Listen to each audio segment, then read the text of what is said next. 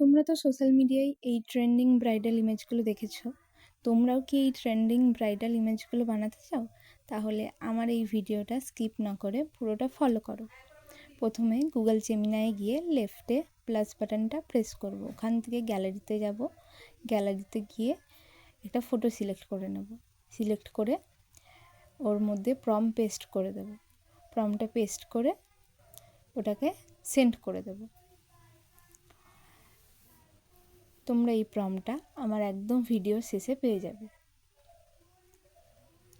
Send করার পর photo চলে এসেছে। তো ফটোটাতে ডাবল ট্যাপ করব,